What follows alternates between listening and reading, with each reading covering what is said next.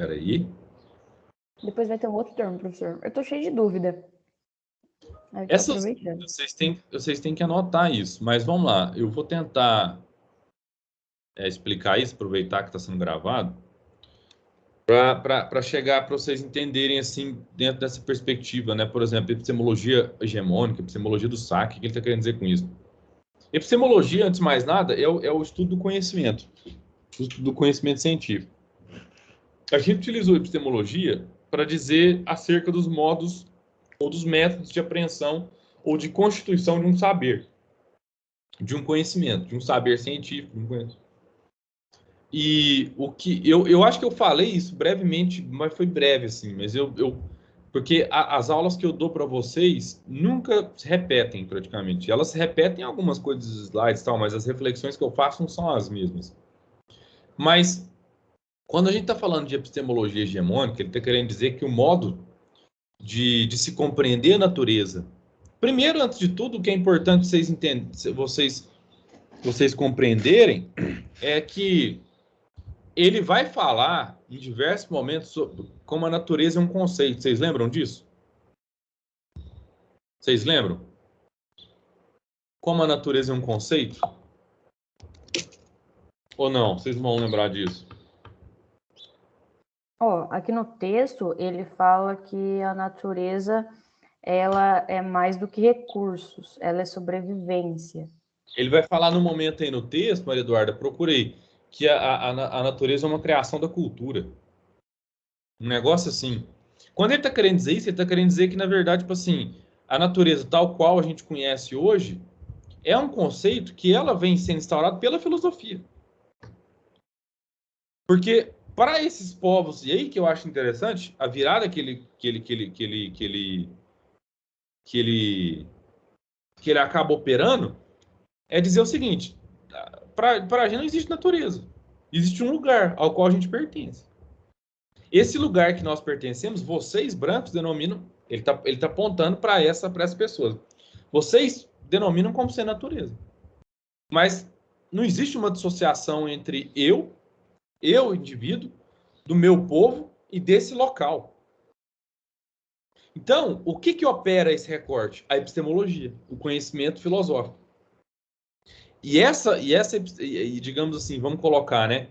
Esse modo de se conhecer a natureza, que ele vai denominar de epistemologia, né, que é um ramo de estudo da filosofia, ela é uma visão europeia, é uma visão que durante muito tempo ela foi comandada por um certo eurocentrismo. Né? Então, existe uma tendência de se compreender a natureza dentro desse desígnio, dentro dessas explicações filosóficas da Europa, dentro dessas explicações europeias. A Europa, em outra medida, é o que nós acabamos de chamar aqui de... Como é que chama, o Maria Eduarda? A Europa seria o quê? Em relação à América? Seria os saqueadores. Os saqueadores, dito de outra forma, a metrópole. A Europa, ela saqueia aquilo que nós temos de riqueza. E vai operacionar com isso uma transformação dessas mercadorias para vender para a gente. Então, assim, porque a gente está refletindo sobre uma coisa que a Júlia colocou aqui, né? A Júlia, que a gente está falando sobre o que é essa epistemologia do saque. A epistemologia do saque, na verdade, é o conjunto de ideias, de métodos, de processos, de materiais que, de alguma forma, elas contribuem para que a gente continue ainda achando que nós somos colônias e eles metrópole. Isso numa perspectiva talvez mais genérica. Mas a epistemologia do saque permite que os saqueadores venham, né, expoliem a gente, expoliem esses povos, os povos indígenas, os povos quilombolas, de sua terra, desse território. Fala, a partir de agora, isso aqui não pertence mais a vocês. Basta pensar na covardia maior do que virar e falar assim: olha, nós descobrimos essa terra, isso aqui é nosso e vocês vão trabalhar para a gente explorar isso. É isso. O que ele está querendo dizer, tipo assim, ele tá querendo expor, na verdade, a violência de trás dessa ideologia. A violência por detrás dessa concepção que os saqueadores levaram a cabo por tantos séculos. É tanto que o Ailton Krenak, ele vai ser um exemplo. O Ailton Krenak, ele vai ser um exemplo de uma forma de pensamento que hoje é muito comum e é chamado de decolonial. O que é decolonial? O de, prefixo, colonial. É uma tentativa de extrair tudo aquilo que há de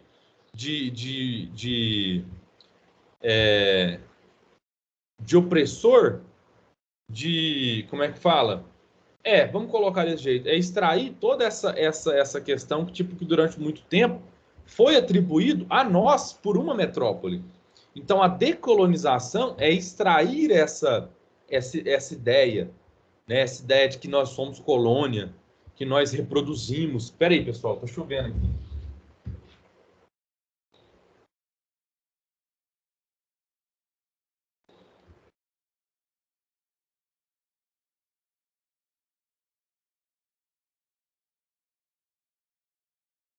Aguenta aí.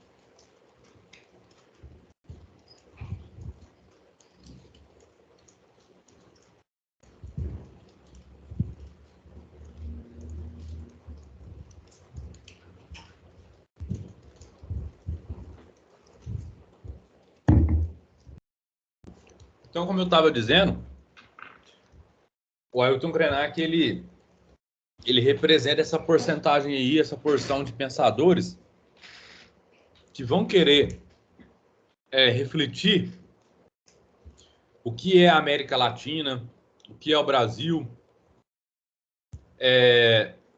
tendo ou buscando, na verdade, separar desse conjunto de saberes, ou de conjunto de pensamentos, ou dessa filosofia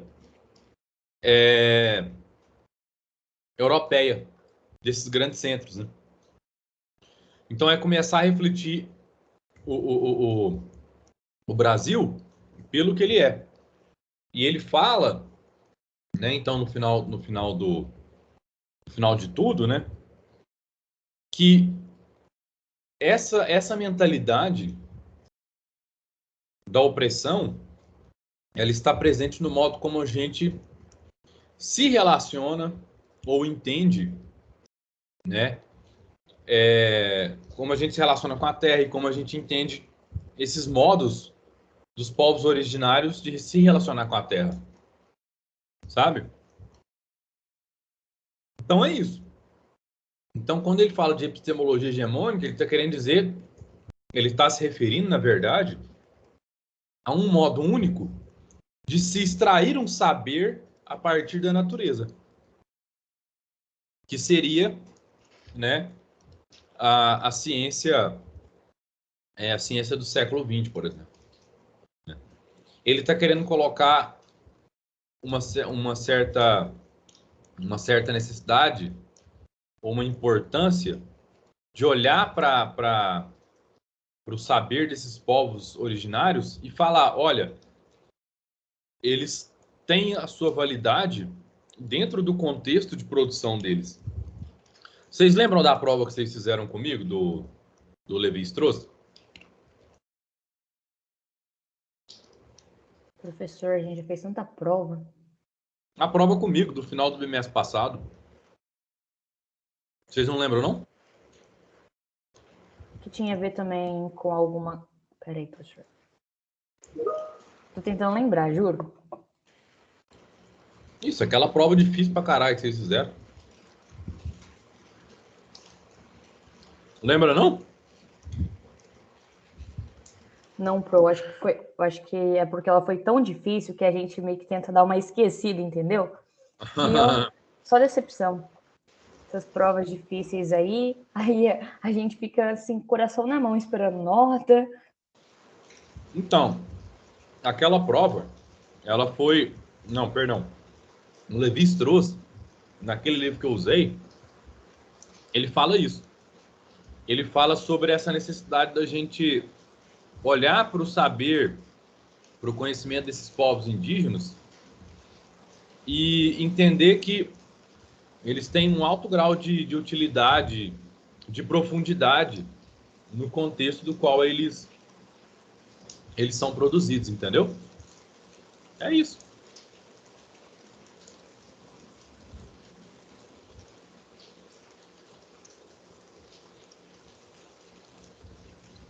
Pessoal, alguma dúvida?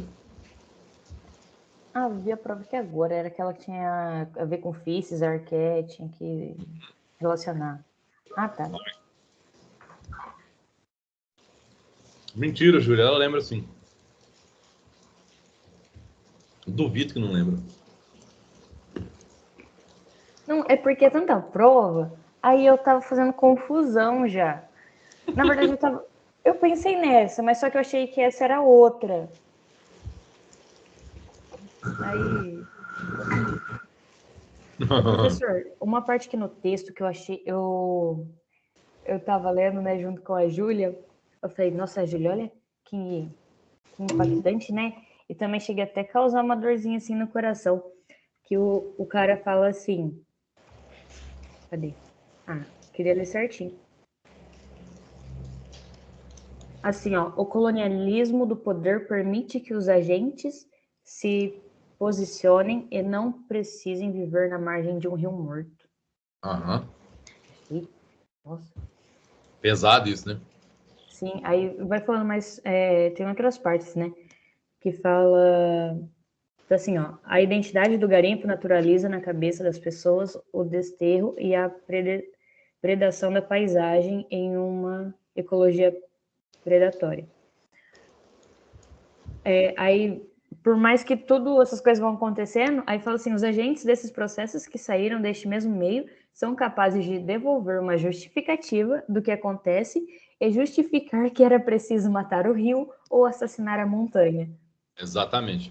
Nossa, eu fui lá no com a Júlia e falei, Júlia, mas também se for parar para pensar, tipo, a gente faz parte dessa Não, degradação da natureza.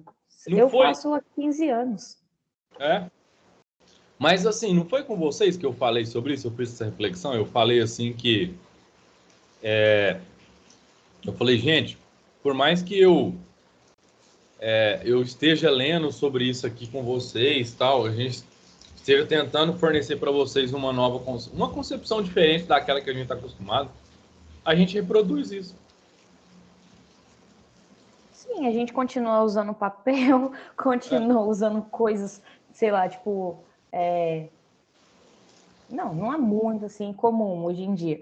Vamos dizer assim, para as pessoas que têm muito dinheiro, usa colares, assim, com pedras preciosíssimas. É, É isso. A é gente isso. continua consumindo carne. É. É triste, Essas coisas. professor. Ao mesmo tempo que a gente precisa, a gente meio que não consegue ou não quer mudar. É. Sabe? Aí tipo, você fala assim, cara, o que eu posso fazer? Sei lá, não dá para saber, mas tem que continuar fazendo aquilo que você acha certo. Não adianta não. Eu acho que a coisa mais subversiva que a gente pode fazer hoje em dia é buscar ser feliz. E ser feliz no sentido de tipo de você não é simplesmente buscar a sua felicidade em detrimento a tudo e todos. Não. Eu tô dizendo mesmo assim da gente ser feliz no sentido da gente, tá bom, Luiz. Tá certo. Abraço aqui também, tá?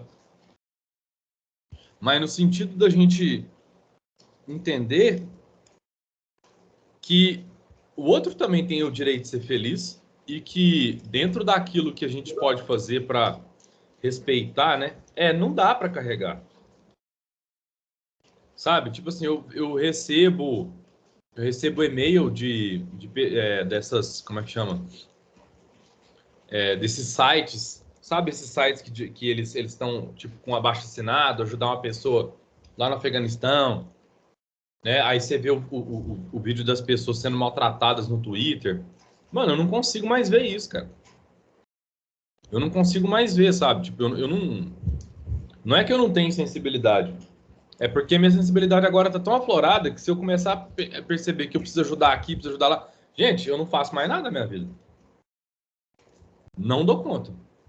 Aí você começa a entender que você precisa selecionar as guerras que você precisa travar, sabe? As discussões que você precisa travar. Aonde você quer gastar sua energia. Eu não vou ficar mais gastando a minha energia em discussão de internet. O Sabe? Então, professor vai assim. parar de gravar? Ai, desculpa. Boa. Interrompi. Sabe?